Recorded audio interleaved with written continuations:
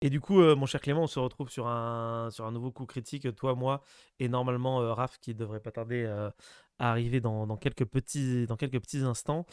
Donc, le temps qu'il arrive, on va parler plutôt dans un premier temps des films que moi j'ai vus. Voilà, parce que je suis égocentrique, donc du coup, c'est moi qui vais parler en premier. Alors, tac, tac, tac, moi j'ai la petite icône. Hop, on va la baisser un petit peu. Je sais pas si c'est possible. Non, c'est pas possible. Attendez, je refais mes réglages. S'il te plaît, petite caméra, tu peux pointer dans ma direction. Voilà, oui, c'est du direct, hein. On fait les réglages en direct comme toujours. Même le replay, tout ça, ce sera pas bougé, ce sera pas modifié. Tout sera tel quel. Caméra Discord, hop, tac. On va te baisser un petit peu, caméra Discord. Caméra 1, caméra 1, caméra 2. Voilà, hop, parfait. Et c'est bon, tout va bien. Donc, ce que je vous propose en cette... J'avais trié les films à la base pour que ce soit plus simple pour moi, mais cela ne sera pas plus simple du coup. Ce n'est jamais comme on prévoit. Alors attendez, du coup, blablabla. On va retirer ce fond-là. On va retirer, hop, ce fond-là. Et on va se mettre directement en fond ciné. Et on va directement lancer la petite bande-annonce, ce qui fait bien. Est-ce que sur le stream tout va bien, tout est clair, tout m'entendez correctement? Ouais, comme toujours. Ah voilà, c'est normalement le fond cinéma à Paris, Skydance, tout ça. Voilà, voilà. Ok, nickel, nickel, nickel. Mission impossible 8. Et oui, car c'est déjà le huitième épisode de Mission Impossible qui s'appelle The Final Reckoning, pardon. Reckoning, pardon, je ne sais pas parler anglais, voilà, j'avoue, c'est comme ça, je suis une fraude, je fais semblant. Donc, qui est réalisé par Christopher McQuarrie, un scénario de Christopher McQuarrie et Eric Jandrenson, la musique de Max Arouj et de Alfie Godfrey, avec comme acteurs principaux Pom Klementieff, Simon Pegg, Ving Rhames, Hayley Atwell et bien évidemment Tom Cruise. Eh oui. Eh oui, eh oui, eh oui. Alors, est-ce que tu avais vu le précédent, Clément, ou pas déjà? Tu n'as vu aucun Mission Impossible. Ouais, ça t'intéresse pas? Ok, je comprends. Je peux comprendre. Moi, j'aime beaucoup Mission Impossible. J'ai un petit rapport très sympa avec Mission Impossible parce que pour moi, les Missions Impossibles, c'est un peu comme des James Bond. C'est-à-dire qu'il n'y en a pas souvent. Et à chaque fois, c'est toujours plaisant à voir parce que tu as des bonnes scènes d'action, tu as de la tension, et c'est ça que j'aime bien dedans. Et ce qu'il faut savoir, c'est que Mission Impossible, j'en profite, hein, je fais un petit récap. Bon, tous les auditeurs le savent, donc je vais faire semblant de comme si on le savait pas, mais tous les Missions Impossibles ont un réalisateur différent, en tout cas au début. On verra qu'après ça a changé, et avec souvent des intentions un peu différentes. Par exemple, le premier Mission Impossible, c'est Brian De Palma qui l'a réalisé, et il y a un côté très vraiment pur espionnage. Alors bien sûr, tu as des séquences quand même d'anthologie, comme la scène du train, etc. Mais ensuite, tu as Mission Impossible 2 réalisé par John Woo qui va complètement changer la donne. Ça va être très Woo-esque, hein, finalement comme réalisation. C'est très what the fuck. Moi, je l'aime pas du tout ce film. Je le trouve très très naze. Puis ensuite va venir Mission Impossible 3 qui va être réalisé par J.J. Abrams, qui est très très chouette, ça fait partie de mes préférés, mais qui est digne de J.J. Abrams, c'est-à-dire que t'as pas de réponse, t'as que des trucs qui sont lancés, et t'as rien qui est résolu à la fin, et des lens flares, mais les scènes d'action sont très bien réalisées. Je trouve que Mission Impossible 3 est très chouette parce qu'il y a vraiment cette idée de... normalement, Mission Impossible, en gros, c'est pas Tom Cruise, c'est juste t'as une équipe, et une équipe qui doit réaliser une mission qui est impossible. Donc tout le monde a des compétences, t'as l'informaticien, le mec de l'action, la séduction, tout ça. Mission Impossible 3, c'est vraiment ça. T'as vraiment notamment toute une scène d'infiltration du Vatican qui est très chouette, où tous les personnages servent vraiment à quelque chose. Et ça, c'est vraiment génial. Je trouve que Mission Impossible 3 fait vraiment ressortir le côté cool d'une mission impossible réalisée en groupe. Ce que le 1 et le 2 faisaient moins. Le 1, tu l'as dans la première scène, mais spoil, tout le monde meurt direct. Donc du coup, après, il est tout seul. et il doit se démerder tout seul. Le 2, c'est vraiment le Tom Cruise show, il est sur une moto, il a des guns, bam, bam, bam, ses potes servent à rien. Mission Impossible 4, Protocole Phantom, réalisé par Brad Bird, est très très chouette. Il reprend aussi très bien le concept du 3. En plus, il y a Jeremy Renner que j'aime beaucoup dedans, qui est très chouette.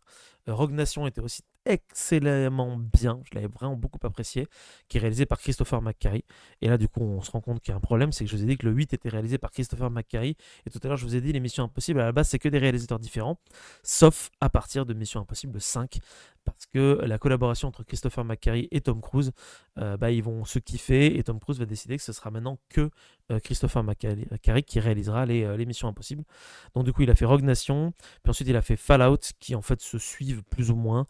Fallout est moins bon que Rogue Nation, je trouve. Il ne vaut plus ou moins que pour un seul truc, c'est Henry Cavill qui joue super bien le rôle du méchant. Et c'est pour ça qu'il a une moustache d'ailleurs dans ce film-là. La fameuse, la fameuse moustache, tout à fait, qui a fait bugger l'internet mondial. Et enfin, du coup, en 2023, il y a Mission Impossible Dead Reckoning, qui est vraiment pas incroyable. J'en garde pas de souvenirs impérissables. Et enfin, le dernier, Mission Impossible 8, The Final Reckoning, toujours réalisé par Christopher McQuarrie. Et donc, du coup, si on se permet de faire un petit retour sur tout ça. Tac, tac, tac, tac, tac. Ah, je me rends compte que j'ai pas mis les trucs en boucle. Mission Impossible 8. Propriété. Comment on met lien en boucle déjà? Lien en boucle, voilà. Hop, il va falloir que je fasse ça pour chacun d'entre eux. Hop, bah oui, c'est ça, on finit par complètement oublier comment fonctionne un stream. Donc ouais, le problème des Missions Impossibles, c'est que tu sens petit à petit, d'épisode en épisode, que Tom Cruise prend le dessus. Tu t'as dit tout à l'heure, on va commencer par le Tom Cruise Show, et c'est vraiment ça, je trouve que ça se ressent surtout depuis Fallout, où vraiment c'est toujours lui qui est au centre du truc. Et là, dans le numéro 8, c'est vraiment que ça. Et en plus, je trouve que ça partait d'une bonne intention, mais ils ont décidé d'essayer de connecter tous les épisodes les uns avec les autres. Ce qu'il faut savoir, c'est qu'à chaque fois, normalement, c'est des épisodes indépendants, c'est des missions indépendantes.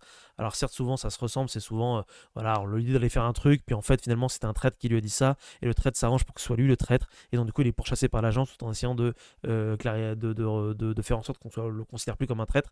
Donc, au bout de la 8e fois, c'est un peu casse-couille, mais jusqu'à présent, c'était quand même chouette. Et là, vraiment, c'est le Tom Cruise show. Dans le film, on te dit que tout tourne autour de lui depuis le début. Nan, le méchant, il a fait oui, je suis très méchant, et c'est ta faute, blablabla, blablabla. Du coup, c'est un peu casse-couille. T'as même une IA, parce qu'en fait, en gros, le concept, c'est qu'il pourchasse une méchante IA, intelligence artificielle, qui veut dominer le monde et détruire le monde. Donc, ça fait partie du sujet. Et même l'IA le veut comme adepte numéro un de son grand plan global de domination du monde. Les personnages, les personnages de son équipe ont plus de personnalité, hein, ils sont juste là à l'admirer toutes les 5 secondes tout le temps. Et ça prend un tel point qu'il y a une scène où ses potes sont aux prises avec des méchants russes dans une cabane dans la glace, plus ou moins, qui est une scène d'action qui est très cool. Et ils ont décidé qu'en parallèle, Tom Cruise se ferait attaquer par un traître dans une scène d'action. Comme ça, en fait, dans la scène d'action, il y a quand même Tom Cruise. En fait, tu as des parallèles entre les deux scènes et tu le vois quand même se battre. Et cette scène où Tom Cruise se bat de son côté ne sert à rien dans l'intrigue.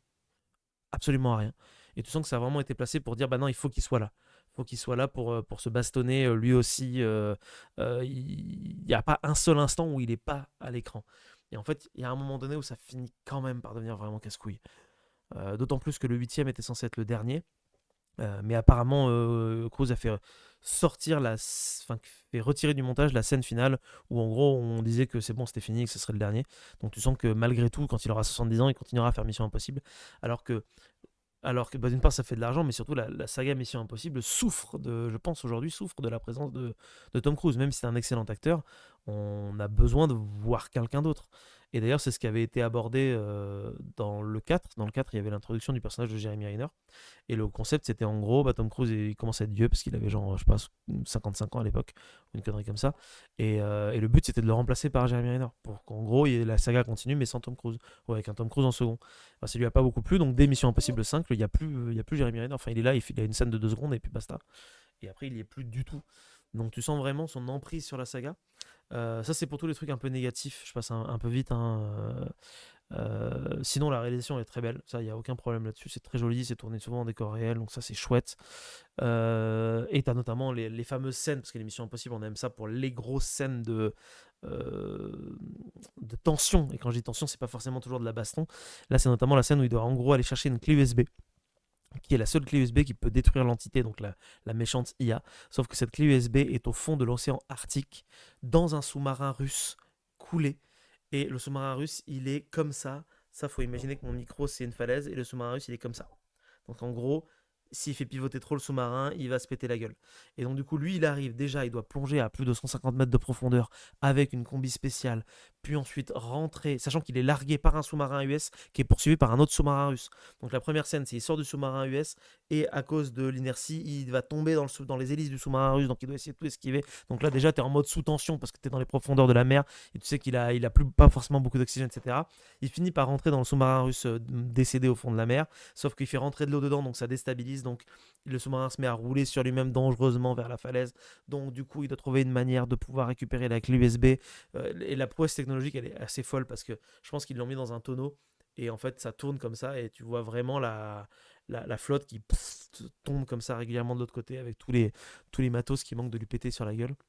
Et bien évidemment, à la fin, pour s'extraire, juste au dernier moment, il doit se torpiller lui-même en dehors du sous-marin. Puis le problème, c'est que son sac est accroché par le sous-marin qui est en train de tomber, donc il va descendre dans les profondeurs des abysses et ça va être horrible. Et c'est que la seule solution qu'il a, c'est de retirer sa combinaison entière, de reprendre sa respiration et de remonter les 150 mètres sans faire de palier pour pouvoir atteindre la surface. Et là, tu te dis, oh mon Dieu, mais il va mourir 18 fois. Et bien, eh ben non, c'est parce que c'est Tom Cruise, donc il s'en sort. Il est récupéré par sa copine, du coup, en dehors, qui le met dans le caisson spécial qui permet de pouvoir rétablir les paliers quand on fait de la plongée en sous-marin. Comme ça, c'est n'importe quoi. Mais c'est très rigolo. C'est très rigolo quand même. Cette scène-là est chouette. La scène des avions, elle est très très cool aussi, parce qu'à la fin du film, voilà, t'as deux avions qui se poursuivent. C'est ce que vous voyez dans la bande-annonce depuis tout à l'heure. Où en gros, du coup, il fait des cascades en sautant d'avion en avion en avion. Et c'est très très cool. Mais cependant, c'est cool, mais c'est quand même une redite parce que dans l'épisode 6 avec justement Henry Cavill, il y avait la même chose mais avec des hélicoptères. Donc là, ça fait un peu redite quand même, je trouve.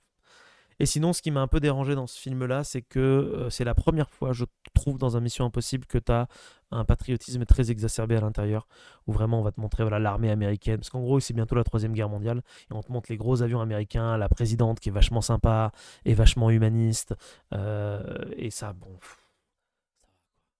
je pense que voilà, c'est ça. Je pense qu'on a fait, c'est ça souffle un petit peu quoi. Donc voilà, est-ce que je vous conseille d'aller voir Mission Impossible 8? J'aurais envie de dire, bah, vous faites bien ce que vous voulez de toute façon. Mais surtout, si vous aimez Mission Impossible, bah, vous pouvez regarder Mission Impossible 8. Ça reste un bon moment de cinéma d'action. Mais si vous n'aimez pas les Missions Impossibles, n'allez pas voir Mission Impossible 8, ça ne sert à rien. Mais si vous n'avez jamais vu Mission Impossible, bah moi je vous conseille quand même d'essayer au moins de regarder le premier, qui est très très chouette. Et si le premier vous a plu, vous pouvez sauter le 2 et passer directement au 3, je trouve. Parce que le 2 est vraiment nul à chier, je trouve. Mais dans le 1, il y a quand même Jean Reno. Donc si vous êtes fan de Jean Reno, allez regarder Mission Impossible 1. Voilà, et j'en resterai là du coup sur ce sujet. Ce que je te propose, c'est qu'on enchaîne. Mais sur quoi est-ce qu'on pourrait bien enchaîner? Peut-être qu'on peut enchaîner sur un film très récent, comme par exemple, à tout hasard, 28 ans plus tard, qui sort 22 ans après, 28 semaines plus tard. C'est ça. 23 ans, pardon. 23 ans après. Ça aurait été ouf qu'ils fassent vraiment la blague. Quel dommage. Franchement, à 4 ans près, c'est dommage. Franchement, ils auraient pu. Personne l'attendait. Tout le monde s'en foutait. Hein. Ouais, ils auraient pu le tourner en 2022 et attendre de le sortir. Ouais, tout à fait. C'est la suite. Alors, pour les auditeurs qui nous écoutent, 28 jours plus tard, c'est un film d'horreur qui est sorti en 2002 et qui a été écrit réalisé par Danny Boyle et écrit par Alex Garland. Voilà, qui sont notamment à l'origine de Sunshine, par exemple, pour ceux qui connaissent, qui est un très bon film de science-fiction. Et en gros, le concept, c'est que tu as des défenseurs de la cause animale qui se rendent dans un laboratoire pour délivrer des singes soumis à des étranges expériences sur la violence. Sauf que ces singes sont atteints d'un virus de la rage extrêmement problématique, extrêmement contagieux. Et du coup, bien évidemment, l'humain étant un primate, il se fait contaminer en 5 secondes. Et tadam, bah du coup, bah, c'est un gros film de zombies. Et c'est l'un des premiers films de zombies à avoir mis en place le concept du zombie rapide. Et tu l'as vu la semaine dernière? Ah oui, c'est tout frais. 28 jours plus tard, il est très chouette, très impressionnant, très horrifique quand même aussi. Ouais, qui est... Oui, tout à fait. Ouais,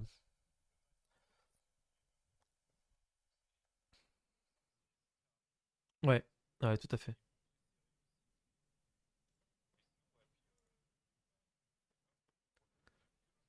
Ouais,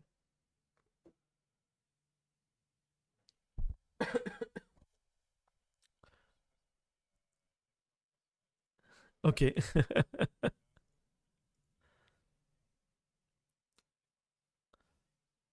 Kylian Murphy. Kylian Murphy. Ouais, tout à fait. Il est casté en zombie, mais c'est vraiment juste c'est juste un clin d'œil, hein, ouais, tout à fait. En fait, je te spoil sans te spoiler, mais dans 28 semaines plus tard, ils ont pris le parti pris de pas reprendre les mêmes personnages. Donc en fait, tu reverras pas les mêmes personnages. Ça aurait pu, hein, ça aurait pu. Mais d'ailleurs, 28 semaines plus tard, si je ne m'abuse, n'est pas réalisé par Danny Boyle, il est réalisé par Juan Carlos Fresnadillo.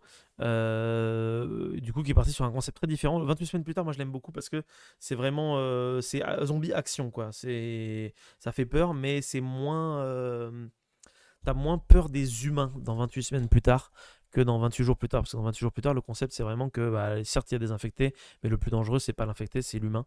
Et dans 28 semaines plus tard, ils ont un peu retiré ça parce que le concept, c'est que l'armée des États-Unis est arrivée en Angleterre et a créé des zones de quarantaine pour pouvoir gérer l'épidémie.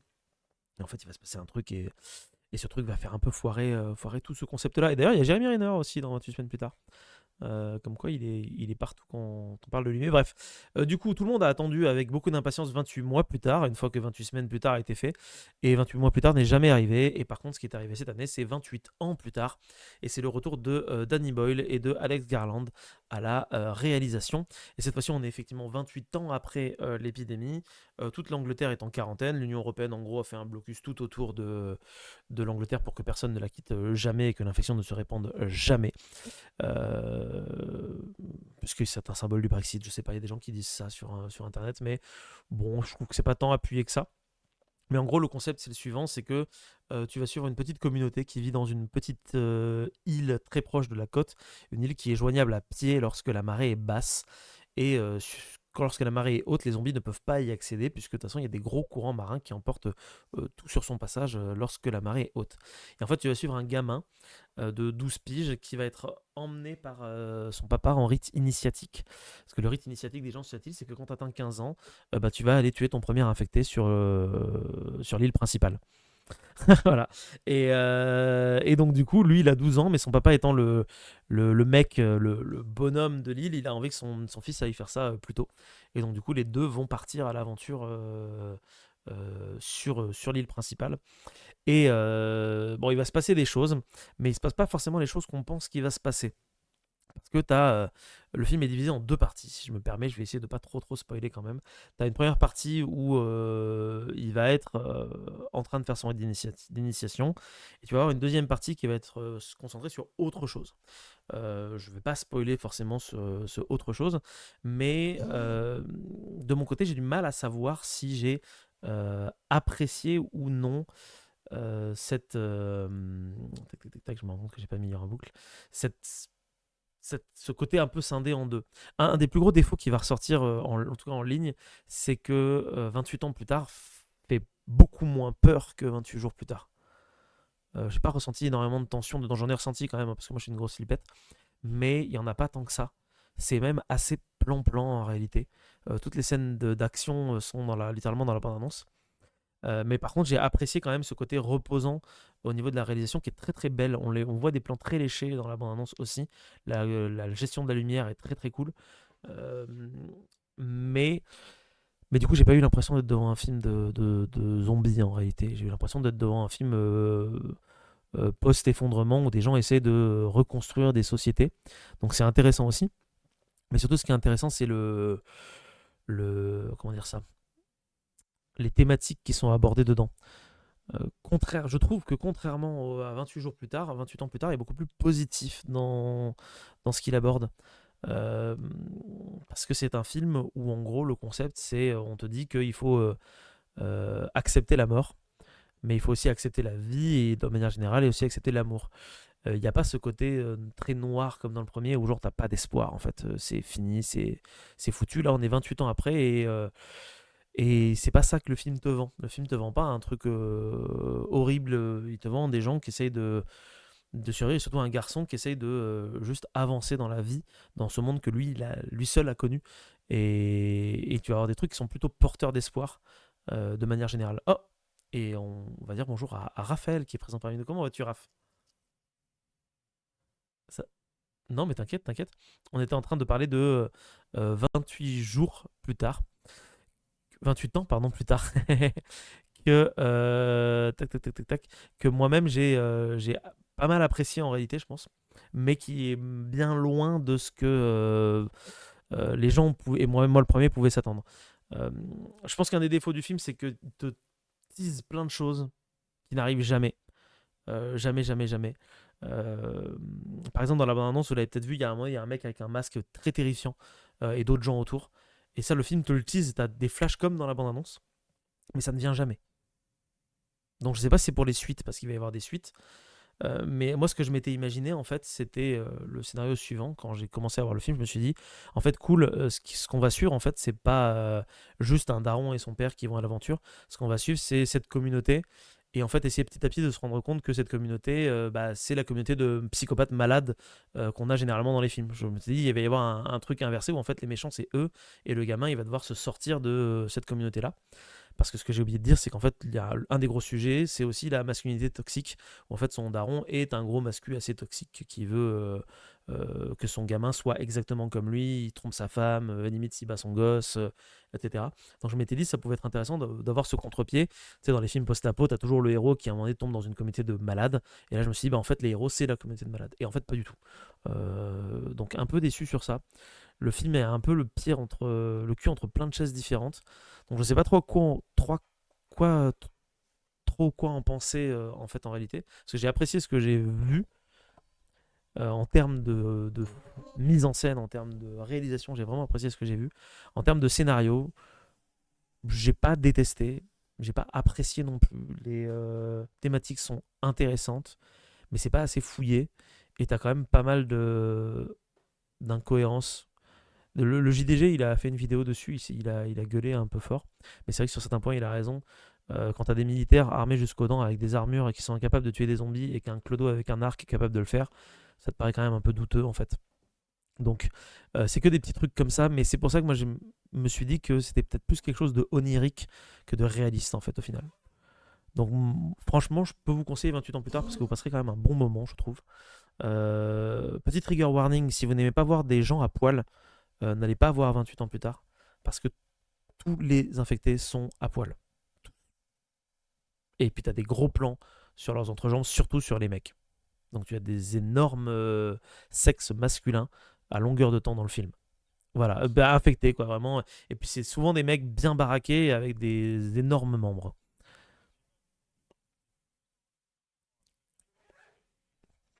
Tout à fait, ouais.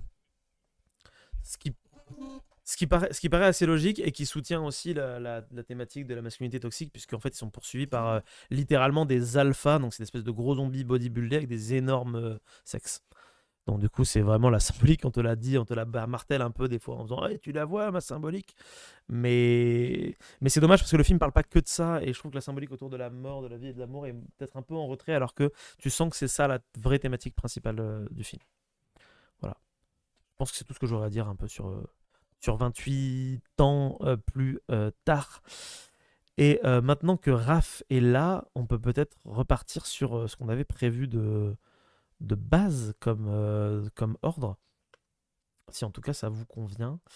Hop, tout Tout à fait, il y a que moi qui l'ai vu, on en parlera vers la fin, je pense. Pam, pam, pam, pam, pam. Alors, attendez. Hop, hop. Waouh, regardez ce magnifique fond d'écran qui est un fond spécial pour les jeux vidéo. Et waouh, mais incroyable, on a une bande-annonce qui est en train de se profiler. Mais de quoi est-ce que vous allez nous parler tous les deux, messieurs? De gameplay un peu partout, notamment la mécanique du fait qu'on peut parer ou esquiver les coups des ennemis pendant la phase de tour des ennemis, donc ce qui fait qu'on n'est jamais passif pendant un combat. Pendant son tour, on va attaquer, et pendant le tour de l'ennemi, on peut esquiver ou parer, ou se prendre le coup, du coup, si on n'arrive pas. Donc ça donne une dimension plus dynamique au gameplay.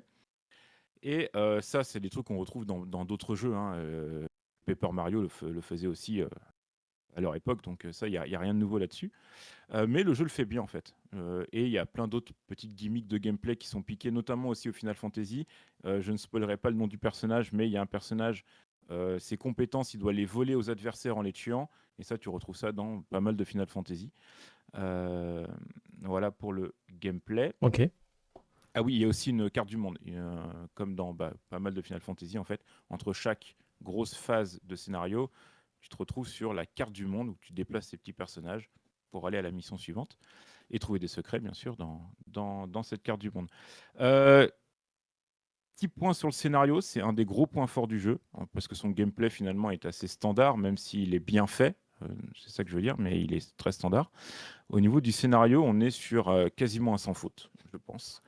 En tout cas pour ma part. Petit résumé, petit synopsis de tête là.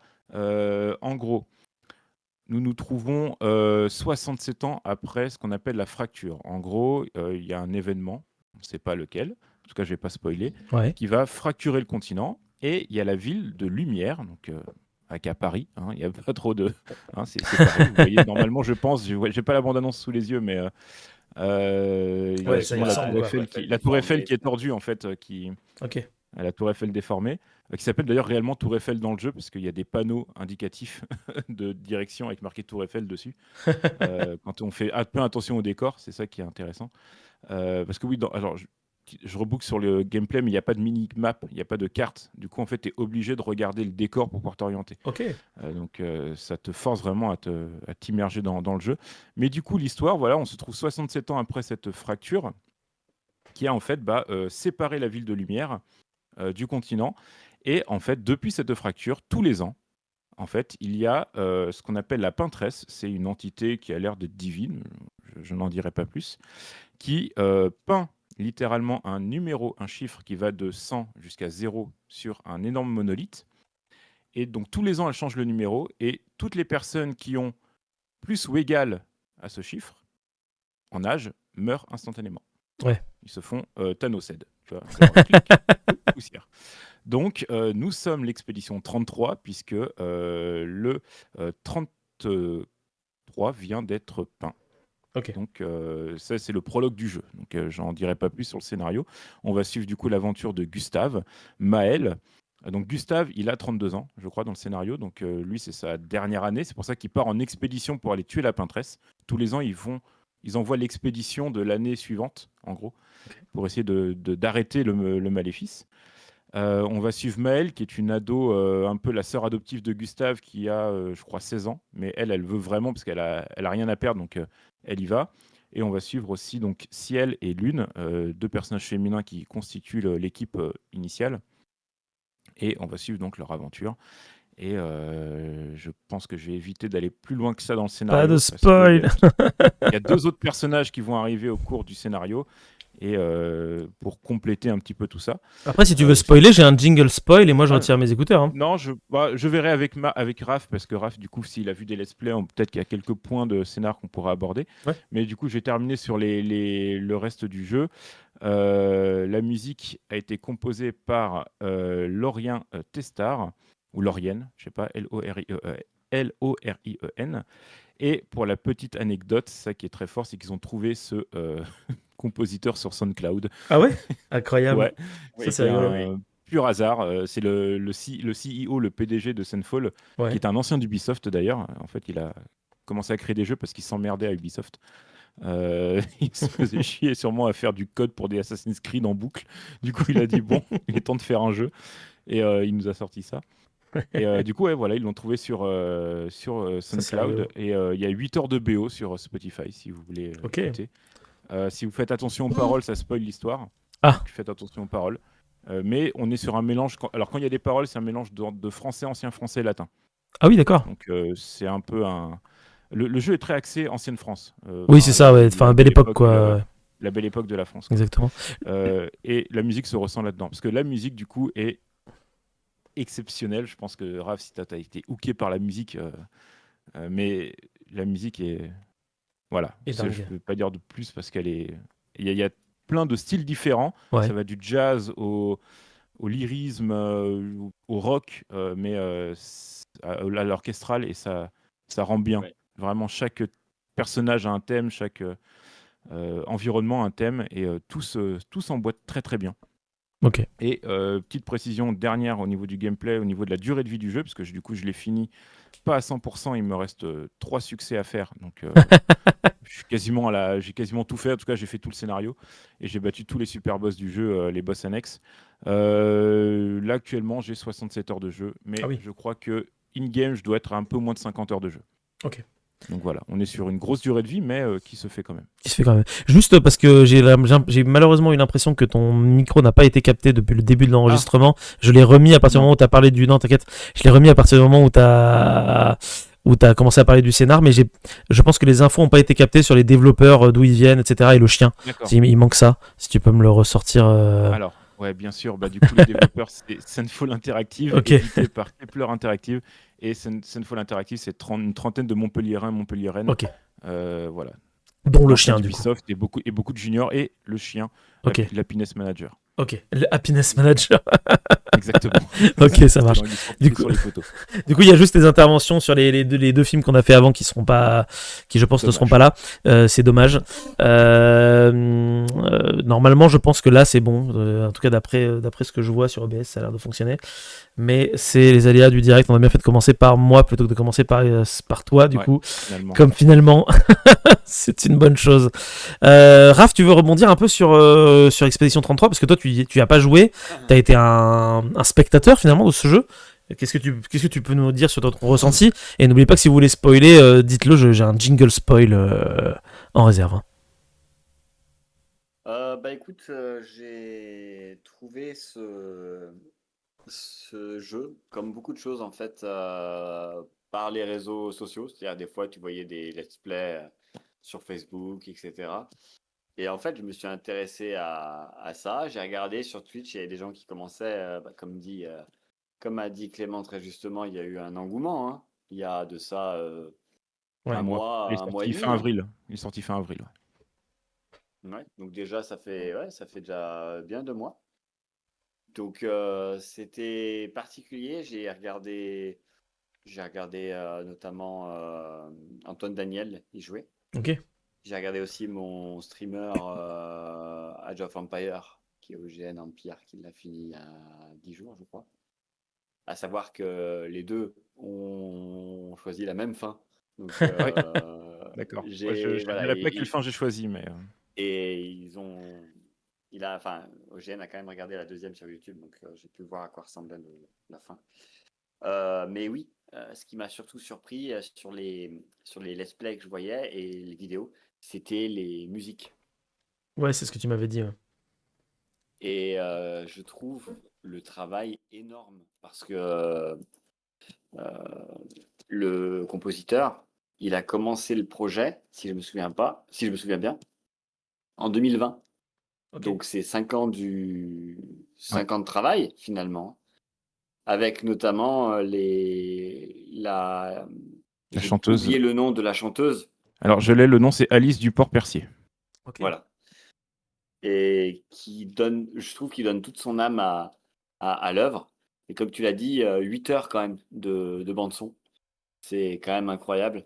Et s'il fallait en choisir une seule, je trouve Tu choisis que laquelle? Un titre, tu peux donner un titre. musique, Ouais, je vous la mets en salle de pause, c'est Une vie à t'aimer. ouais, j'allais Oh. choisir la même. Voilà. Qui est Une musique de boss. incroyable de Mais ouais, exceptionnel. de rythme, de diversité, de chœur aussi, puisque je sais avec Marc, on se rejoint quand même assez bien en disant que généralement, quand il y a une musique avec des chœurs, ça relève quand même un certain niveau d'épicness en plus, pour peu qu'il y ait des violons, etc. Et oui, alors je vais pas spoiler l'histoire, mais en fait, le scénario est très complet. Il y a beaucoup de twists. Et il y a des rebondissements, tu cherches, tu essaies de voir, mais tu es quand même pas souvent pas mal à côté de la plaque. Et ce qui est sympathique dans ce jeu, et ce que j'aime beaucoup, notamment dans les jeux ou dans les films, c'est quand les méchants, les vilains, les antagonistes, euh, ils sont, ils sont si charismatiques que presque tu as envie de dire qu'ils ont raison, tu vois. Bah, Et, c'est bien dans et ce jeu, en plus, c'est que c'est quand tu arrives à la fin, tu peux dire, bah, ils avaient peut-être raison, tu vois. Disons qu'il y a c'est plein de ça qui est choses qui sont remises en intéressant question dans le jeu. derrière.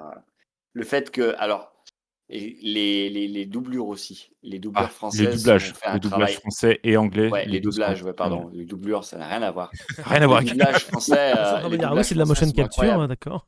Ouais, ouais. motion Non, mais c'est capture. vrai Ouais. en plus. C'est Ah, de la c'est motion vraiment. Depuis, il y capture. a des doublures alors. Aussi. Alors en tout, il Oui. y a 3 acteurs différents par personnage. T'en as Ah un ouais? qui fait la motion capture, un pour le doublage francophone et un pour le doublage anglais. Et dans le doublage anglais, il y a Andy Serkis notamment, Oui, il à paraît, noter. ouais. Il y a Andy Serkis. Ouais. Mais du coup, vous l'avez regardé en français ou en anglais? Moi, j'ai fait le jeu en français. Ouais. Ok. En français. En français, ça rend super bien. En plus, avec la Ouais, musique très bien. en français, c'est. Et une partie aussi qui est intéressante, c'est que c'est un jeu qui est bourré de références aussi à la culture. Oui. À la culture, ouais, un peu geek. Il y a Philippe, tu te rends compte, Oui, ils il y ont a la réussi ref à à caler Philippe, le Philippe. la même rêve de de Philippe. Philippe. Il y a la Incroyable. ref Il de y a une... Philippe, Comme quoi, il s'est bien il y a la caché. ref, il y a la ref du même du chien qui est dans Oui, son dans le feu appartement qui en train fait de brûler, qui tout va fait bien. It's fine. Il y a À des un refs moment, ils mémiques sont dans devant le jeu, un, quoi. ils Ils sont dans un sont devant village un train. Moi, Ouais, j'allais en dire fait, un train, c'est du côté de Oui. Lumière, non, c'est ça?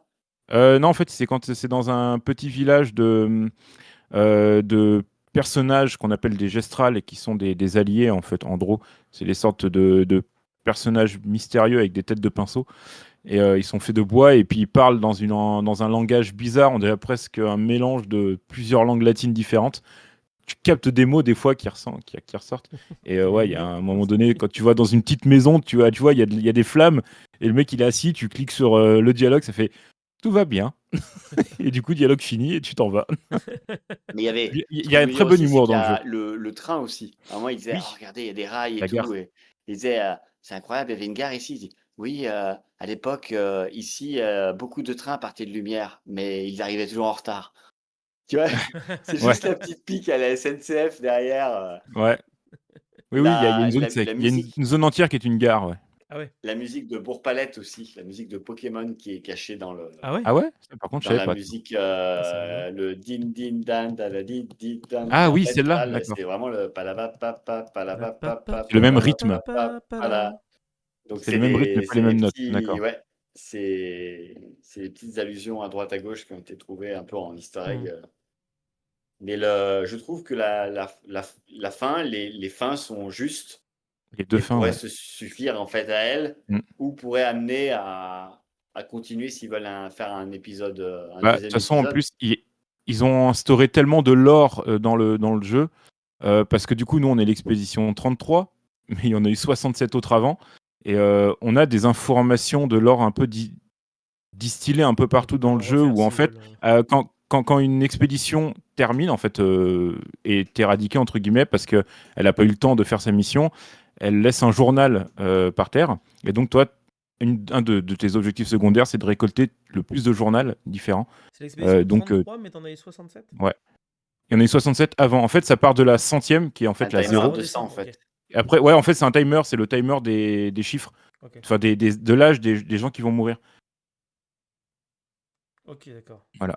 Donc, Et ouais, donc, par exemple, quand la patresse a écrit le 99, bah, tous les gens qui avaient 99 ans et plus sont morts. Ensuite, l'année d'après, 98, tous ceux qui avaient 98 et plus sont morts, ah, c'est une ainsi de suite, ainsi de éradication suite. totale de l'humanité, quoi, en gros. Voilà, c'est ça, d'un an à un an après à Ok. chaque fois.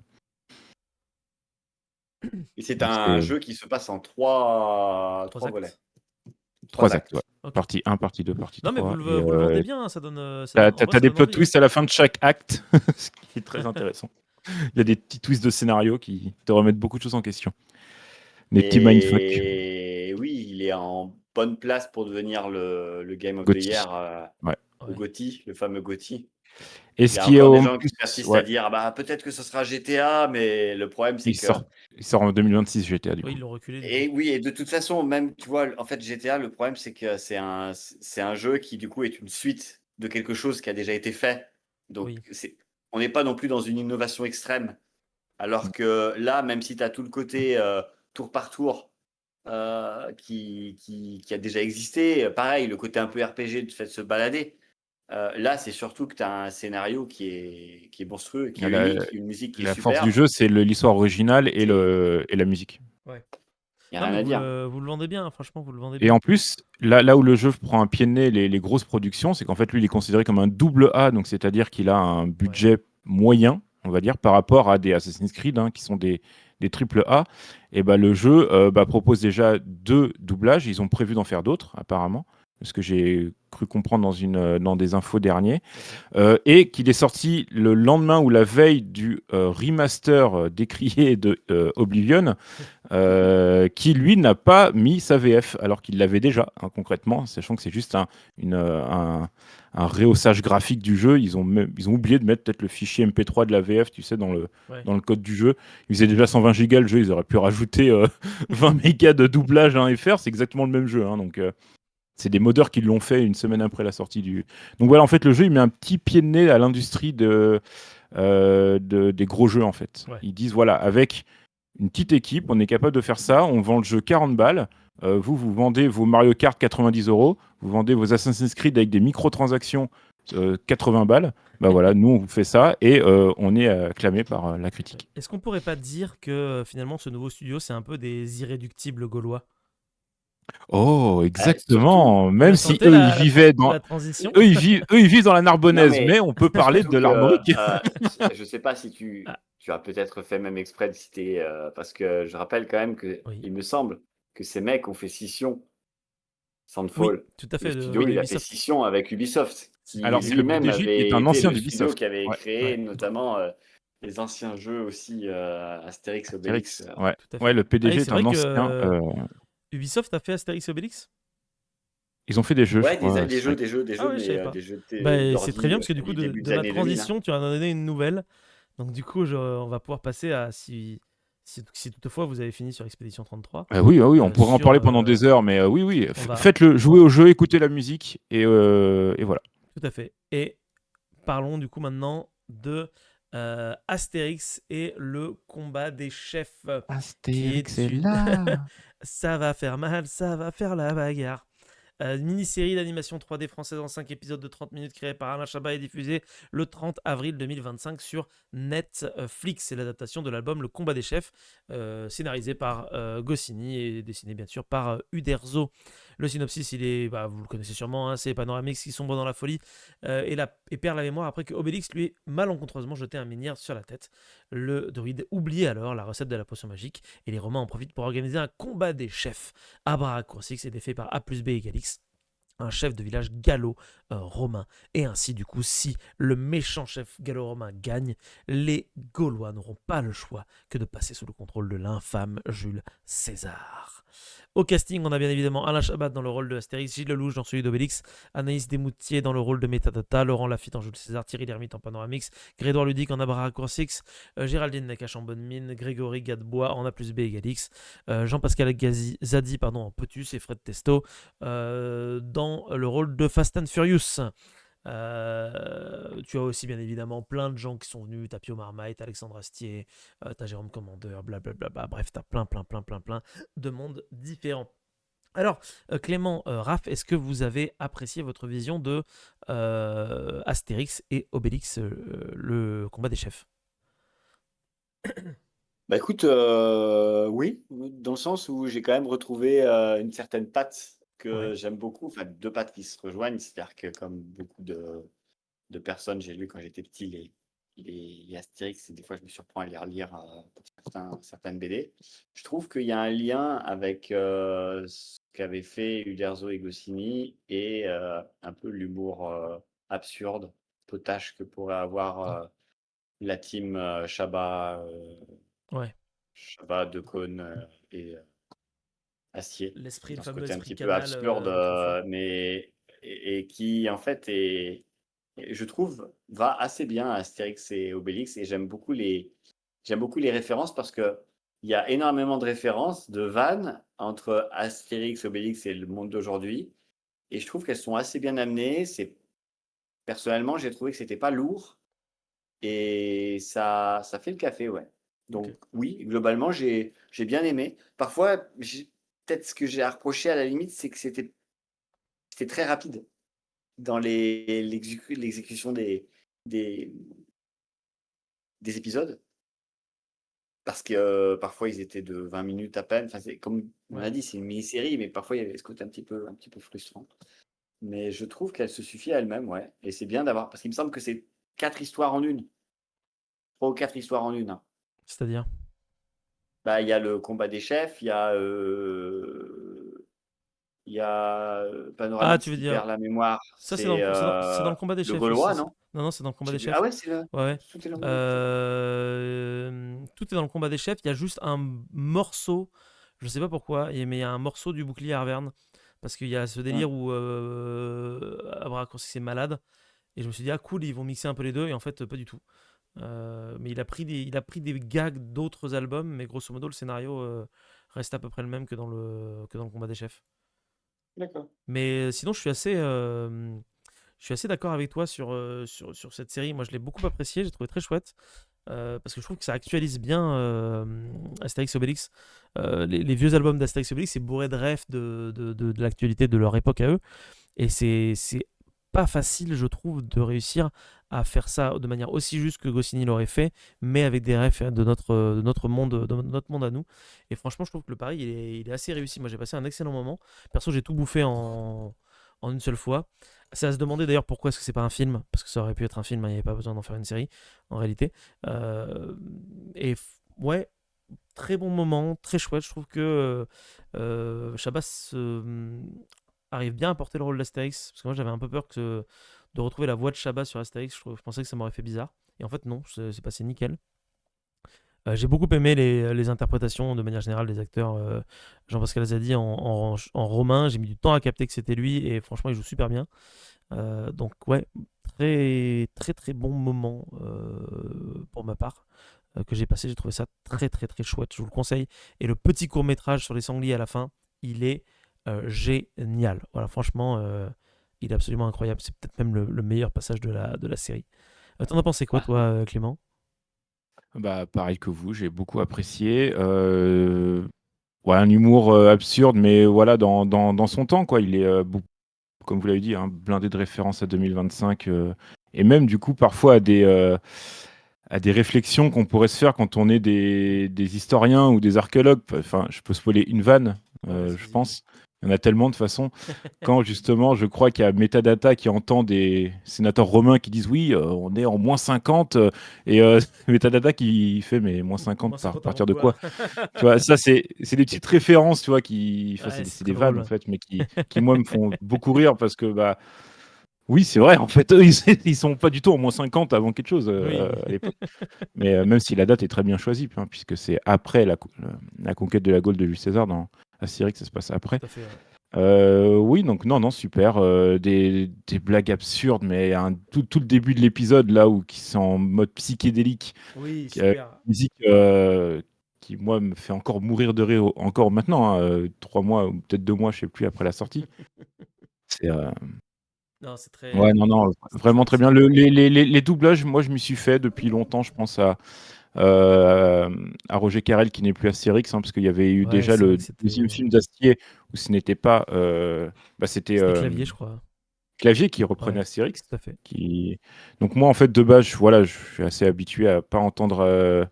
Et puis, de toute façon, en plus, quand on a regardé les films Astérix, on est habitué à pas entendre la voix de Roger Carrel dans les films. Oui, donc ça Enfin, quand passe. c'est des films live, tu vois. Même si, de toute façon, à part les 2 premiers, on va dire qu'il n'y a pas trop de trucs à garder du reste.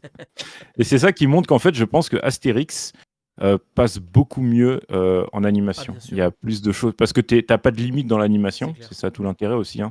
C'est que t'es pas limité, et donc tu peux te permettre des choses et des gags absurdes qui passent plus en animation Hmm, que bien sûr. qu'en série live, quoi, Faire Astérix en en live, film. en fait, en vrai, c'est une vaste, c'est une vaste connerie, Non, quoi, bah justement, effectivement. il y a que Chabat qui a réussi, mais je sais pas par quel miracle, mais Ouais, mais ça quand peut tu vite regardes Mission devenir très cringe, Cléopâtre, en fait, hein, oui, bah, il y a des gens qui trouvent Astérix Mission Cléopâtre très cringe, hein, et qui ouais. n'y arrivent pas, mais bon. Bah, je En pense que vrai, ça passe juste parce que général, c'est l'humour de Chabat, hein, sinon, oui, c'est de ça, hein. manière générale, toutes les représentations en animation, si tu les passes en live action, Ça passe très très il y rarement, a, c'est il y a très discuté, jamais, il hein. y a jamais Ouais. vraiment beaucoup de films ou de séries qui sont sortis indemnes, hein, ouais, en Ouais. c'est clair, essayant de faire du live action. c'est Mais clair. j'avoue que moi, les vannes absurdes, la double vanne absurde, le site internet de sanglier.com avec le gars Je suis qui, allé du coup, voir dit la phrase, direct. la tirade, Oui. la tirade, et puis qu'à la fin, en fait, il s'arrête. Ah, mais j'avais le temps. Ah, mais du coup, c'est vrai. De quoi je peux encore parler? Et en fait, on le coupe là. C'est le genre de truc que j'aime Ouais, beaucoup, c'est quoi. super. C'est franchement cette vanne-là, tout le moment où Panoramix il regarde le soleil, Panono, Oui. ça, mais Panono, ouais. j'ai Panono, fait oui. chier tellement de gens au boulot parce que j'arrêtais pas de chanter ça. Et je crois Regarder le que soleil toi-même et ma vanne préférée reste quand même Sucette Alanix qui oui. a hâte Ah, de devenir va pas romain changer ton nom. quand elle a changé son nom, quoi. Oui. Et puis une Et mention spéciale quand même au père d'Abra Courfix, Tuto Beaufix, Oui, qui est oui. magnifique. oui, Honnêtement, complètement, il ouais. dit best plan, on achète une petite bicoque du côté Pompéi, on la retape, meilleur business plan. Ah, mais exactement, hein. Ah, il est Et incroyable, ce perso. shout out aussi sur la vanne dans le premier épisode, Omar et Fraise, hein, pour la recette de la. Ouais. Ah, Omar et Fraise. D'accord. Vraiment, C'est clair. celle-là, il fallait la capter en plus, parce que c'est. Alors en fait, un des défauts qu'on pourrait reprocher, il faut quand même donner Ouais. 2-3 défauts, hormis le rythme, c'est qu'il y a peut-être une surabondance de vannes et de rêves, parce que presque chaque dialogue Ouais, tu est ref. une ref. Ouais. Quand tu fais attention, t'as chaque dialogue, c'est une punchline presque. Ouais, Donc mais il y en a qui pourraient voir une. Mais moi, du coup, ça m'a plu parce que je trouve l'humour exceptionnel, mais ça en pourrait même être un temps, défaut. quand tu On regardes veut dans chipoter. les BD, La BD, c'est en ça aussi. fait, Ouais, c'est souvent ça, d'une bulle à une autre. Il y a souvent ouais. des jeux de mots et parfois, il faut aller chercher loin, hein. C'est les gens qui sont très cultivés qui les trouvent. Oui. Et parce qu'en fait, c'est des jeux de mots, qui parfois, en fait, passent quand t'es gamin et que tu lis ça, Oui, Oui. c'est ça en fait. tu les vois pas Mais passer. là, Mais du en coup, fait, dans la série, ça passe bien parce qu'en vrai, pour capter chaque ref au premier visionnage, moi je l'ai vu qu'une fois la série, mais pour capter chaque ref au premier visionnage, faut en avoir dans la bouteille, hein. C'est clair. ils ont le Clairement. sens du spectacle, hein. Ah, ça, c'est les Armoricains, hein. Non, mais je suis aussi, encore un petit shout-out au commentateur du combat des chefs, Ah le oui. cliché du commentateur de Mais rugby bien qui, sûr. moi, me vend du rêve, hein. Le rugby clairement du sud-ouest, hein, lui, hein. Non, vraiment. Non, Effectivement, très ouais. bien. Très bien. Ok, Bah ouais, faut franchement, si vous avez l'occasion regarder la série, quoi. de regarder la série, moi, je vous Parce que oui, je crois qu'en je vous le complet, sur conseille, le hein. 6 épisodes, on est à plus de 2 heures de contenu, 2 heures et demie, je crois. Donc ça aurait Tout pu à être un fait, ouais. très gros film. Ça aurait pu être un gros film, ouais. En fait, ça va à la fois vite, mais en même temps, on a quand même, c'est quand même en cumulé la fiction Astérix la plus longue. Ah ouais? Bah, si tu comptes que ça fait plus de 2 heures et demie, est-ce qu'il y a un Ouais, c'est film vrai que Astérix qui fait 2 heures et demie, généralement, en non, ouais. fait? Non, c'est vrai. C'est vrai, C'est c'est des vrai. films d'1 heure et demie, 2 heures 1 heure et demie. maximum. Donc oui, je crois qu'en cumulé, c'est la fiction Astérix la plus longue, hein, à vérifier, mais ouais, ouais. Bah, probablement, tu dois avoir raison. Bah, ok, bah, je propose qu'on s'arrête là pour Astérix Ouais, et Obélix. et qu'on repasse au film. On va pas repasser au film parce qu'avant on a une autre série Ah à oui, évoquer, c'est vrai. puisqu'on Piou, va piou, parler piou! de Piu Piu Piu, Je exactement, cherche un Piu verre Piu d'eau, Piu la j'arrive. série. On va parler de Andor du coup. Alors Andor, qu'est-ce que c'est à part Piu Piu Piu? Mais c'est une série Star Wars, hein, bien évidemment.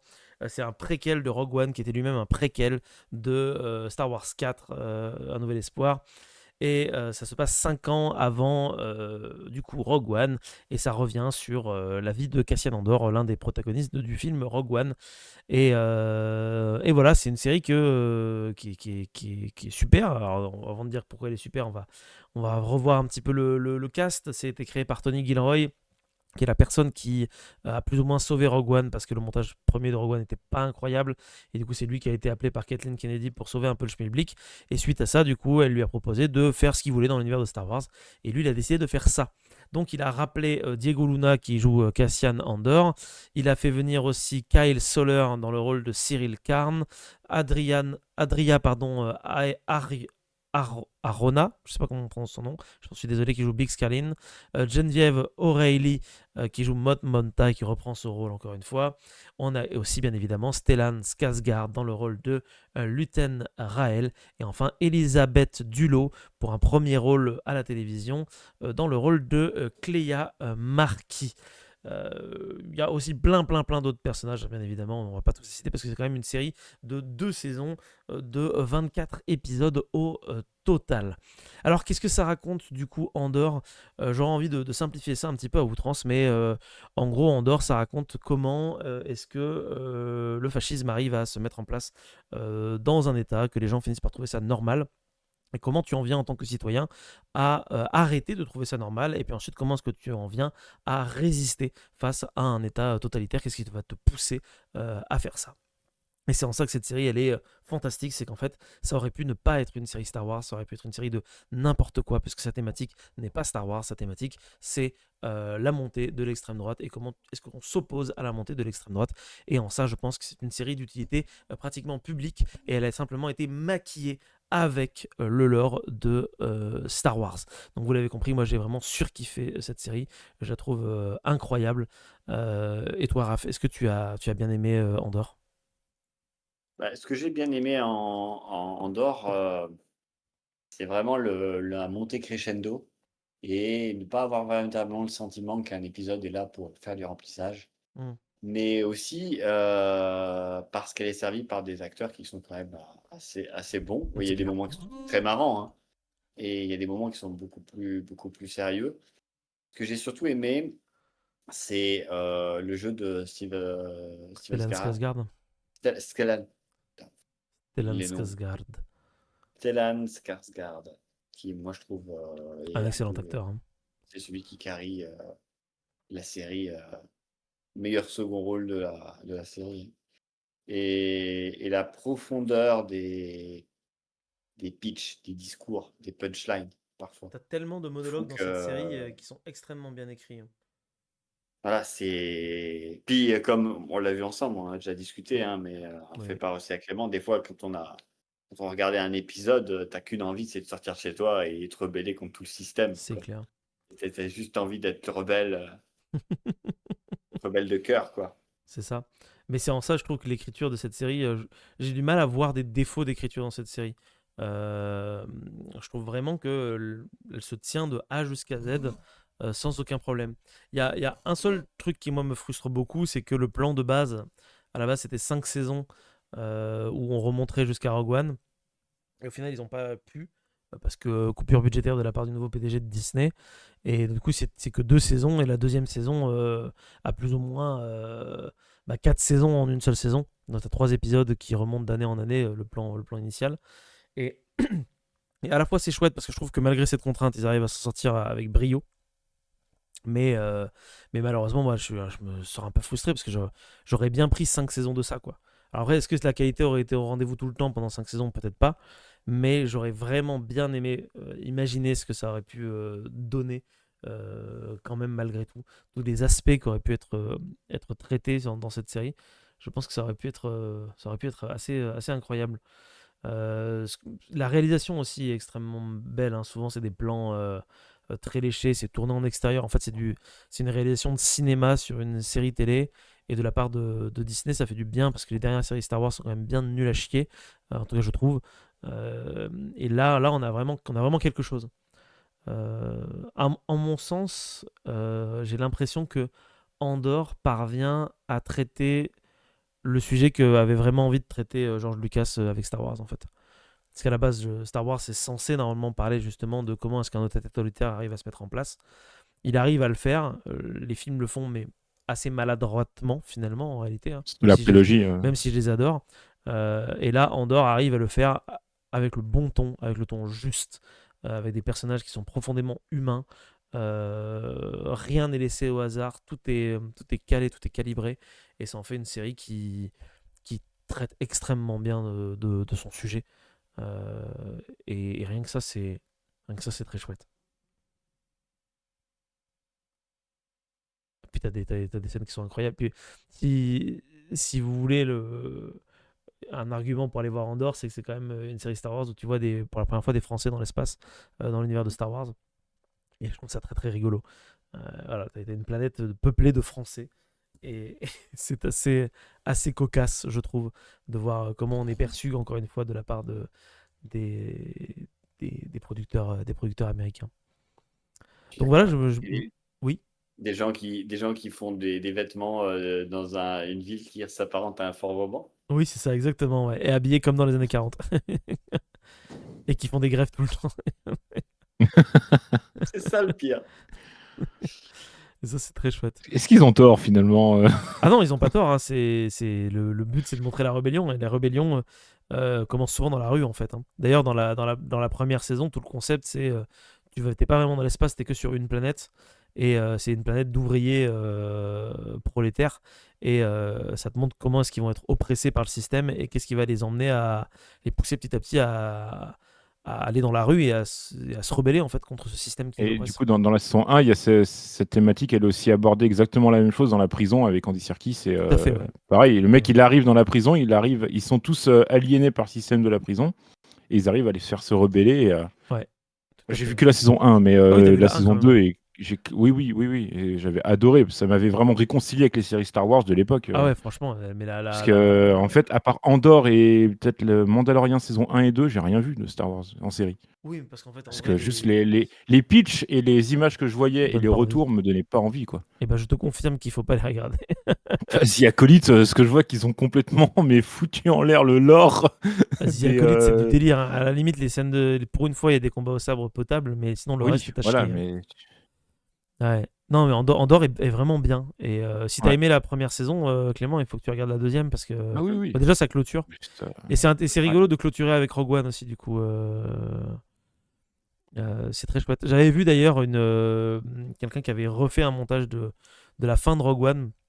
Tu sais, à la fin de Rogue One, du coup, t'as le thème principal pendant qu'ils sont en train de s'installer sur la plage et tout, etc. Et puis tu vois Ouais. l'Apple de la mort qui frappe. Et il y a quelqu'un qui a refait le montage en supprimant la musique du film et en mettant le thème principal de Andorre. Et du coup, ça rend le truc beaucoup plus dramatique parce que bah, tu t'es attaché à ce thème parce que tu l'as entendu pendant 2 saisons, Mm. tu t'es attaché au personnage et du coup, ça donne vraiment l'impression de revoir la même scène et d'avoir vraiment une vraie clôture de la série. Donc, moi, je pense que si vous regardez Andorre, il faut terminer par Rogue One de toute façon parce que sinon t'as pas de fin en fait. La vraie fin, c'est Rogue One. Rogue Ouais, One, puis c'est en la plus, saison 3 de Andorre. Quand tu regardes Rogue One après, il faut regarder l'épisode 4 et puis Puis ensuite 5 et le 6 5, et après 6, et puis c'est. après, du coup, Et tu c'est dois, reparti. tu dois faire le 1, 2, 3, et puis après, tu t'arrêtes là, Et quoi, puis parce c'est qu'il n'y a rien fini. d'autre. Voilà, hein? Hein, n'est-ce pas? N'est-ce pas? Il n'y a rien d'autre.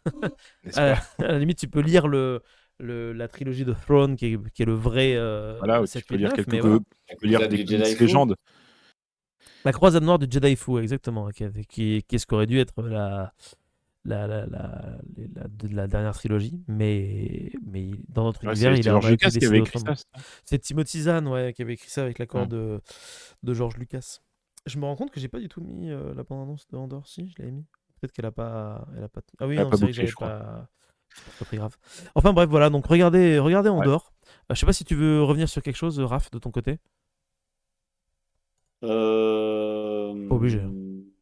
Si, la Ah, chose qui est bien vas-y. aussi et qu'on n'a pas dit, c'est que en fait, j'aime beaucoup la façon de structurer en fait les arcs à 3 épisodes, 3 épisodes, 3 épisodes. Oui, c'est C'est vrai. vraiment quelque chose qui permet au moins de se dire, ok, en fait, l'épisode, tu le prends pas pour un épisode tel qu'il est, mais fait partie de 3 épisodes, ce qui fait que derrière, bah, tu trouves moins en fait de choses à jeter et de te Oui, dire putain c'est du filler ou des trucs comme ça. Parce que finalement, quand tu aboutis à la fin de l'arc, bah, tu considères que plus ou moins tout ce qui devait être dit a été refermé, expliqué et on passe plus loin dans l'intrigue, quoi. complètement, ouais, complètement. Et ben, sur ces entrefaites, je vous propose de mettre fin à notre critique sur Andorre. On est à passer un peu vite parce qu'en fait, il y a beaucoup de trucs à dire sur Andorre. En vrai, on pourrait y passer 10 000 ans à peu près. Mais franchement, si vous avez une série à regarder en 2025, il faut regarder les 2 saisons d'Andorre. Franchement, ce sera pas perdu du tout, du tout, du tout. Et donc, du coup, on va enchaîner immédiatement en parlant de Sinners. Sinners qui est en réalité, hop, tac, je prends mes petites fiches, un film, cette fois-ci, un film qui a été réalisé par Ryan Coogler, si je dis pas de conneries, tac, voilà, Ryan Coogler, avec dans le rôle principal Michael B. Jordan, Hailey Steinfeld, Delroy Lindo, Jack O'Connell, Winnie Mosaku et bien d'autres encore.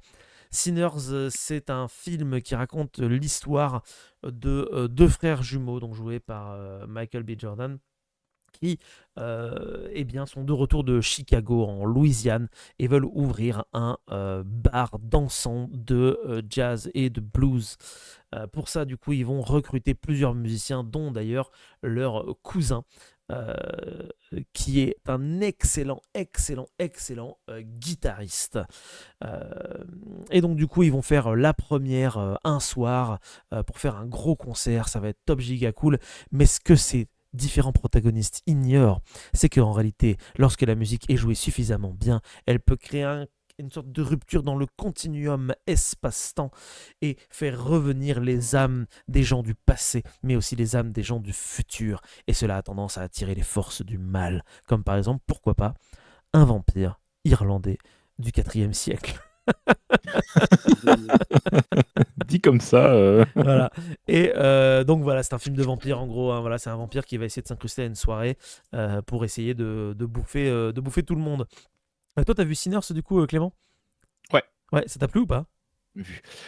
Bah, j'ai pas passé un mauvais moment parce que Ouais. moi, la thématique de la musique m'attire beaucoup. Donc, sur ça, voilà, c'est surtout ça qui m'attirait un petit peu. Et puis, je voulais voir un petit peu comment allait faire Michael B. Jordan pour un double. Enfin, se Un double jouer face à personnage, ouais. lui-même. C'est toujours assez intéressant et impressionnant C'est clair. d'un point de vue de la réalisation parce que ça passe. Ils sont très souvent en plus dans le même plan, tous les deux. Oui. Il y a des belles astuces de mise en scène. Mais après. Là où je pense que c'est un film de vampire qui s'assume pas, hein. Ça va pas assez à fond dans le vampire. Ça aurait pu être autre chose qu'un film de vampire.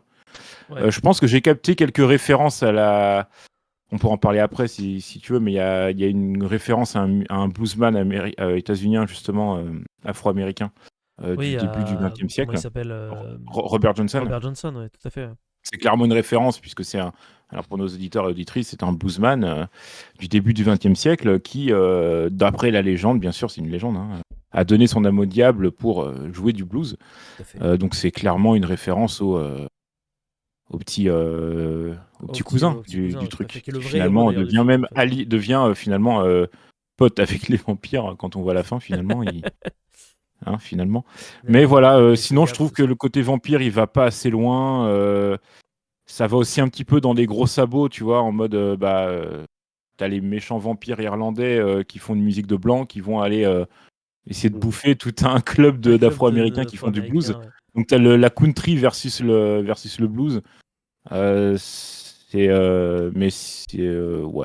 J'ai pas Ouais, passé donc un mauvais moment, mais un peu sans ma, un peu sur ta fin je quand même. pense. T'aurais voulu Ouais. plus de vampires. Moi, j'ai vraiment Bah, bien aimé ouais. Sinners. En fait, j'ai aimé la première partie. Enfin, pour moi, le film est divisé en 3 parties.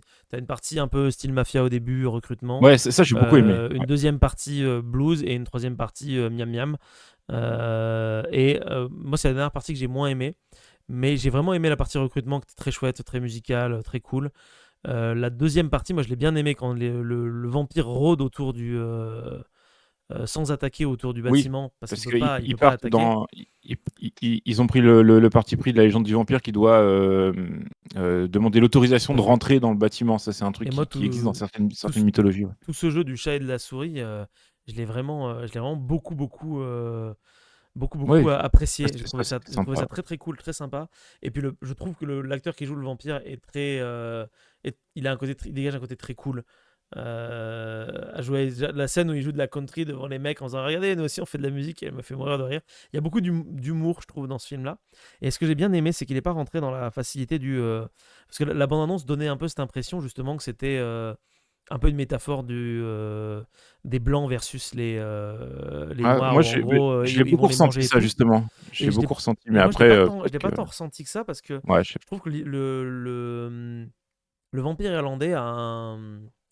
Qu'on appelle ça à plusieurs moments explique que lui, tout ce qu'il veut, c'est revoir ses anciens potes d'avant. Parce qu'au final, il ne mange personne. Il vampirise tout le monde. Et il a cette réflexion à un moment donné avec le héros. Il lui dit, en gros, de toute façon, ils t'accepteront jamais, tous ces gens, enfin, tous ces blancs. Et il y a toute une réflexion qu'il fait en disant que lui aussi, quand il était un humain, quand les Anglais sont arrivés sur son territoire irlandais, bah, ils se sont fait aussi coloniser d'une certaine manière. Et on leur a retiré leur culture, on leur a retiré leur manière de faire. Et ce que je trouve chouette, c'est que même Lankar, au début du film, te parle des trois cultures indiennes, afro-américaines et irlandaises, et les met sur un même pied d'égalité, tant au niveau musical qu'au niveau aussi d'oppression, je pense. Parce qu'au final, les vrais méchants blancs, c'est les mecs du Ku Klux Klan, qui sont les Oui. Oui. anglo-américains, Ah, qui bah, débarquent à la il y a, fin il y d'ailleurs, qui a- sont tous butés. ouais. Mais j'ai trouvé ça chouette que le vampire soit pas. Et je pense que c'est peut-être ça qui t'a dérangé, peut-être pour ça que t'as pas trouvé que le côté vampire était pas poussé à fond. Mais le méchant vampire est pas si méchant que ça, en fait, en réalité. Ouais. Euh, Ouais, j'ai peut-être que quand je l'ai regardé, peut-être que j'avais pas le bon mood, je sais pas, mais. C'est possible, hein, mais moi Oui, non, je comprends un peu plus ta vision du film. Ouais. moi je l'ai bien Mais aimé, moi, d'autant globalement, plus j'ai que bien aimé, hein, moi aussi. Hein. les scènes où tu as tous les trucs du passé et du futur qui se mélangent, je l'ai trouvé super chouette. Un Ouais, peu ça, étrange, oui, oui, oui. mais Un très peu chouette étrange, visuellement. délicat un peu. Les visuels sont très très chouettes dans l'ensemble, mais ce qui m'a le plus dérangé, c'est la dernière partie parce que j'ai trouvé l'attaque du truc de blues assez brouillonne en fait en réalité. Je trouvais que l'action était pas forcément très lisible et la fin avec les mecs du Ku Klux Klan sort un peu de nulle part. Ça aurait été peut-être plus intéressant de l'avoir au début ou au milieu ou un truc comme ça. C'est un peu amené sur un cheveu sur la soupe en mode C'est ah oui, ça, au ouais. fait, il y a On ça, avait et puis en oublié qu'il y fait, avait ces mecs-là, tous ouais. les personnages que vous avez vus depuis le début, en fait, eux, ils sont méchants, et puis voilà. Voilà, ouais, c'était un Par le peu bizarre. immobilier, genre le truc. Mais je trouve que c'est un film qui mérite d'être vu parce qu'il essaye des choses, contrairement à beaucoup de films ces derniers temps.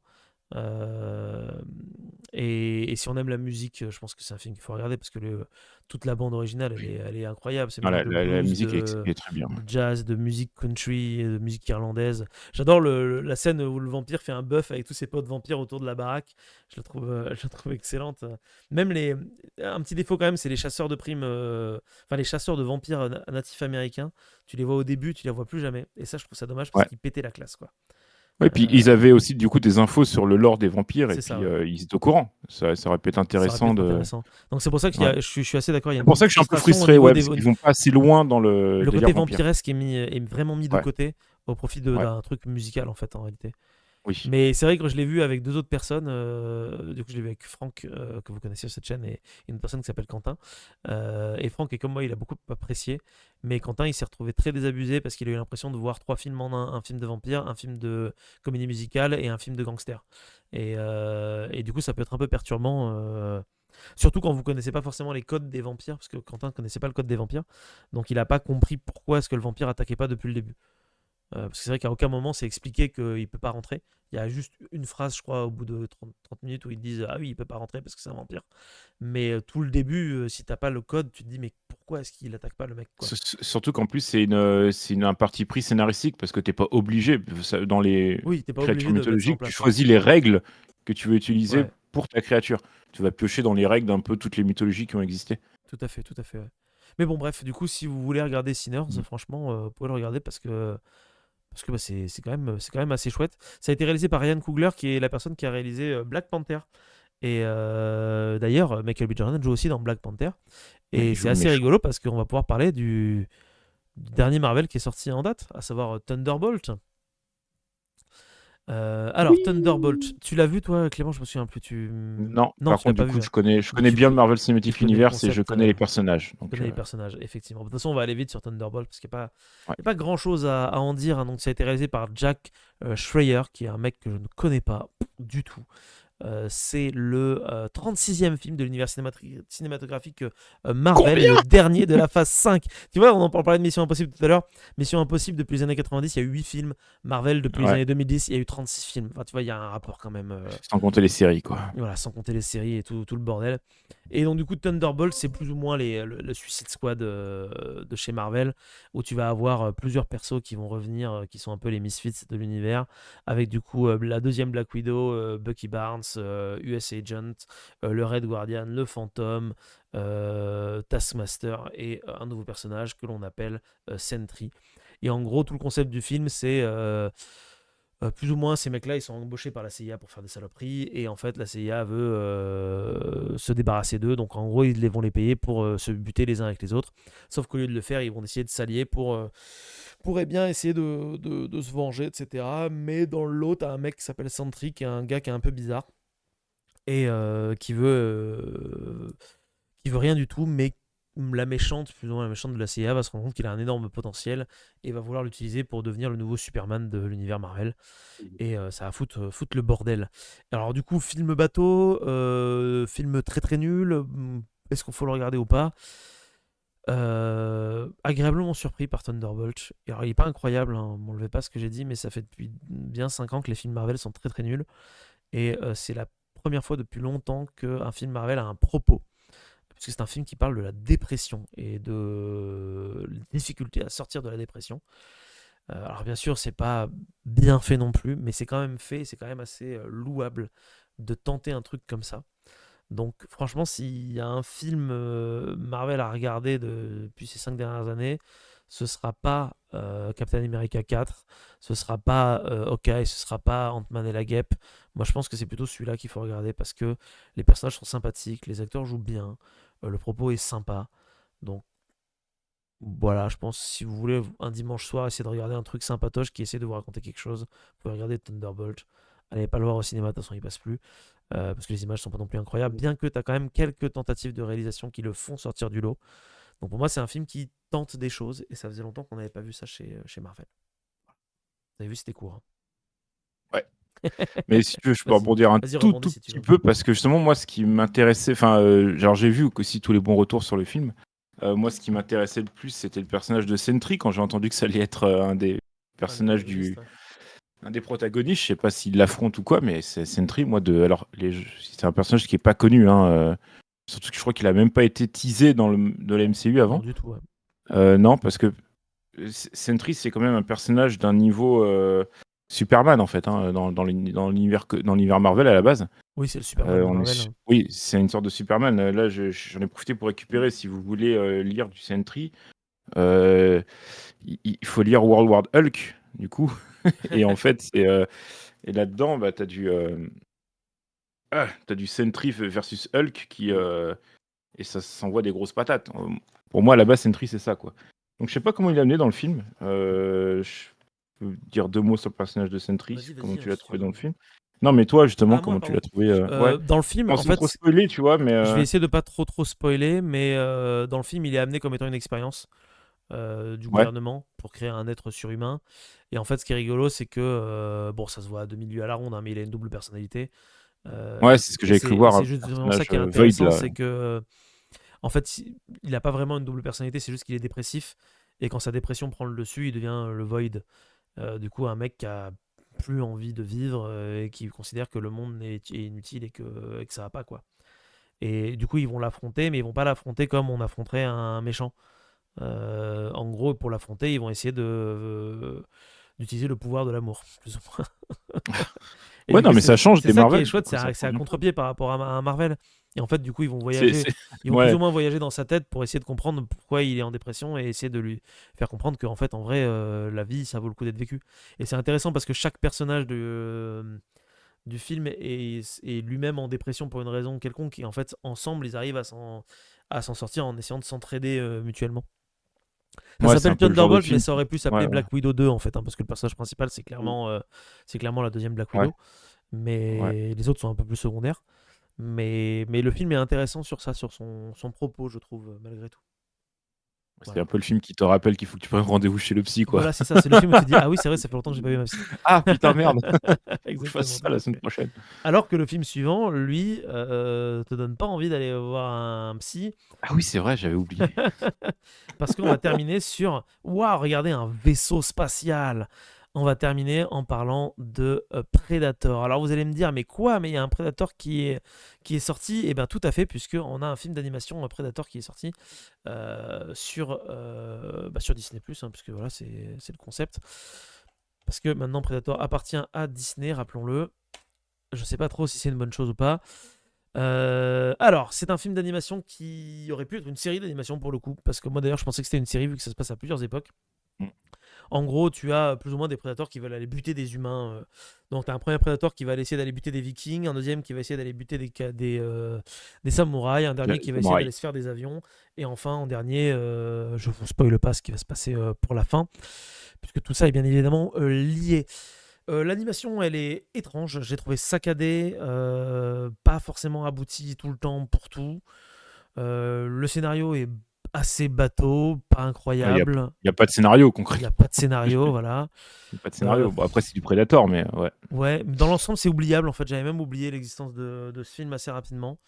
Et il a l'air de teaser le prochain, en fait, surtout. Donc, ouais, j'ai pas grand chose à dire sur Predator Killers of Killers. Je sais pas si c'est ton cas, Clem. Bah, moi, en plus, il est tout frais. Je l'ai vu la semaine dernière, du coup. Ouais. Et en vrai, l'animation, ouais, elle est. C'est une sorte de cel shading, mais ils ont peut-être pas eu assez de budget ou quoi pour aller plus dans un truc plus fluide. Ouais. Mais ça marche beaucoup sur certains plans. Là, je me remémore des plans du passage de l'acte 2 Samouraï où le cel Ouais. shading passe très bien. Il y a des très très beaux plans par contre. Je pense que c'est mon acte préféré, le samouraï. Ouais, parce qu'en plus, il n'y a pas de dialogue. Ouais. Il n'y a pas de dialogue, c'est assez fou.